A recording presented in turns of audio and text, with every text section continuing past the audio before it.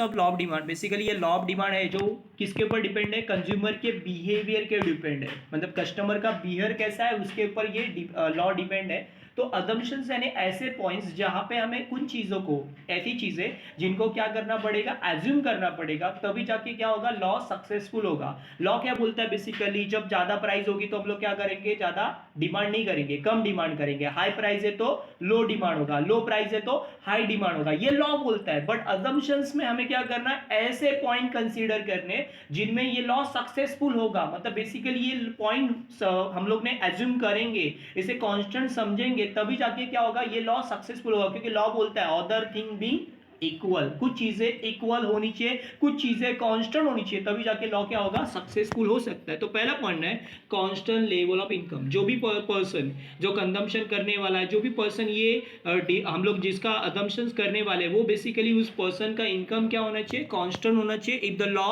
Of demand is to find true, ये law successful होने के लिए the consumer income should remain constant, customer का इनकम कैसे होना चाहिए, कांस्टेंट होना चाहिए। If there is a rise in income, समझो इनकम बढ़ेगी तो डिमांड क्या करेगा, ज्यादा करेगा। कम इनकम है तो कम डिमांड करेगा, ज्यादा इनकम है तो ज्यादा डिमांड करेगा। लॉ क्या बोलता है, महंगा है तो कम खरीदो, बट इनकम बढ़ने से क्या पर्सन करेगा, महंगा होगा तो भी ज्यादा करेगा। If the law of demand is to find true operate, then consumer income should remain constant, customer का इनकम कैसा होना चाहिए, कांस्टेंट होना चाहिए। If there is a rise in income, income बढ़ेगी तो पीपल में demand more at a given price, वरना ज्यादा डिमांड करेगा, महंगा होगा तो भी ज्यादा खरीदेगा। क्यों कि बेसिकली वहां पे उसकी इनकम क्या होगी, बढ़ जाएगी। उसके बाद आगे no change in size of population, ये सबसे बड़ी बात बोला, it is assume that the size of population remain unchange. ऐसा होगा क्या, पॉसिबल नहीं है कि पॉपुलेशन की साइज, वरना पॉपुलेशन का डिफरेंशिएशन ये बदलेगा नहीं या चेंज नहीं होगा। It is assume that the size of population remain unchange, बदलेगा नहीं। Any change in size of composition, वरना साइज या कंपोजिशन ऑफ पॉपुलेशन में कुछ बदला हुआ किसी भी देश के, तो उससे क्या होगा, उसका टोटल डिमांड पे असर हो सकता है। तो यहाँ पे ये बोलते कि पॉपुलेशन में कोई चेंजेस नहीं होना चाहिए, कंपोजिशन, वरना एज स्ट्रक्चर जो है, वरना बच्चे बूढ़े, वरना या मेल फीमेल, इसमें भी कुछ चेंजेस नहीं होने चाहिए। तो क्या होगा, इससे डिमांड पे अफेक्ट हो सकता है। ओके, आगे दिया price of substitute good remain constant. जो सब्स्टिट्यूट गुड्स है, जो अल्टरनेटिव गुड्स है, वरना वैसे चीजों के क्या नहीं होने चाहिए, प्राइस चेंज नहीं होने चाहिए। It is assume that the price of substitute remain unchange, substitute goods के प्राइस क्या नहीं होने चाहिए, चेंज नहीं होने चाहिए।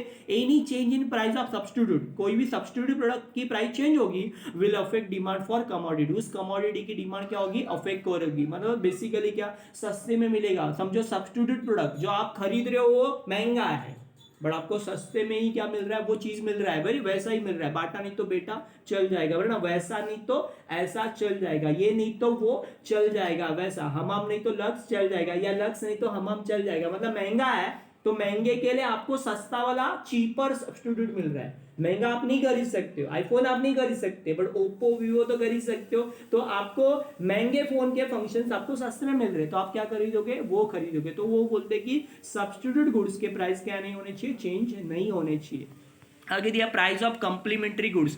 कंप्लीमेंट्री मतलब क्या, जॉइंट डिमांड, जिनका जॉइंट डिमांड होता है, बेसिकली एक गुड्स के साथ दूसरी गुड्स डिपेंड होती है ना, या एक कमोडिटी आप कंज्यूम करोगे, या एक कमोडिटी के लिए आप डिमांड करोगे तो दूसरी कमोडिटी आपको डिमांड करनी पड़ेगी। It is assume that the price of complementary goods remain unchange. जो कंप्लीमेंट्री गुड्स है, इनकी प्राइस क्या नहीं होनी चाहिए, चेंज नहीं होनी चाहिए, because change in price of one goods will affect the demand for other।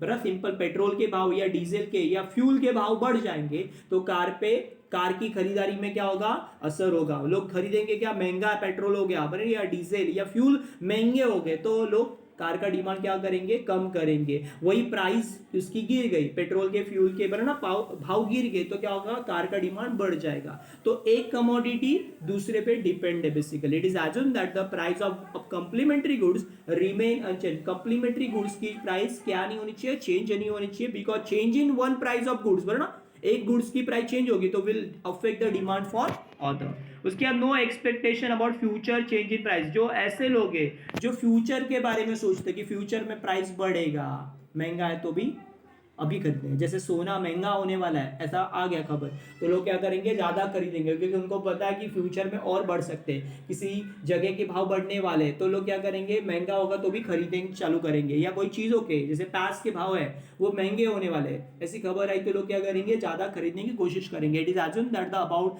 Consumer do not expect further change in price in near future, वरना if consumer expect rise in price in near future, वो सोच रहा है कि भविष्य में price बढ़ जाएगी, दे मे डिमांड मोर, वो क्या करेगा, ज्यादा डिमांड करेगा, even existing at a high price, महंगा तो भी वो क्या करेगा, ज्यादा खरीदेगा, और सस्ता होगा तो खरीदेगा ही नहीं, क्यों, क्योंकि वो बोलेगा और कम होए, ना। सो फ्यूचर में प्राइस चेंज हो रही है, ऐसे एक्सपेक्ट करने वाले लोग होंगे तो क्या करेंगे, बेसिकली लॉ क्या बोलता है, महंगा है तो कम खरीदो, बट ये लोग महंगा तो भी ज्यादा खरीदेंगे, क्योंकि उनको लग रहा है फ्यूचर में भाव बढ़ सकते हैं। अगर यह no change in taste habit preference fashion, वरना चेंज नहीं होनी चाहिए, क्या, टेस्ट में बदलाव नहीं होना चाहिए, हैबिट में बदलाव नहीं होना चाहिए, प्रेफरेंस और फैशन में बदलाव नहीं होना चाहिए। It is assume that the consumer taste, customer की टेस्ट, कस्टमर की हैबिट, कस्टमर का preference means priority, fashion should remain unchange. ऐसा तो होगा नहीं, हमारी टेस्ट बदलती रहती है, ना। जैसे नई चीज़ आ गई मार्केट में या नया कोई कमोडिटी आई तो हम लोग वो कंज्यूम करते ही है, हमारी हैबिट भी चेंज होती रहती है, हमारे प्रेफरेंस, हमारी प्रायोरिटी भी चेंज होती रहती है, हमारी फैशंस भी हमेशा चेंज होती रहती है, तो ये बदलते रहता है। बट ये लोग बोलते कि चेंज नहीं होना चाहिए, एनी चेंज इन फैक्टर, कोई भी चेंज हुआ फैक्टर में will lead to change in demand. अब सिंपल है, उससे क्या होगा, डिमांड पे असर होगा। समझो फैशन नई मार्केट में आई तो लोग क्या करेंगे, जूनी वाली फैशन नहीं करेंगे, जूने वाले कपड़े या जूने वाली चीजें नहीं खरीदेंगे, नए वाली फैशन को अडॉप्ट करेंगे, वो फैशन का डिमांड करेंगे बेसिकली। तो बेसिकली वही दिया है कि यहाँ पे टेस्ट, प्रेफरेंस और हैबिट्स में बदलाव नहीं होना चाहिए, इससे डिमांड पे असर होता है। उसके बाद no change in taxation policy,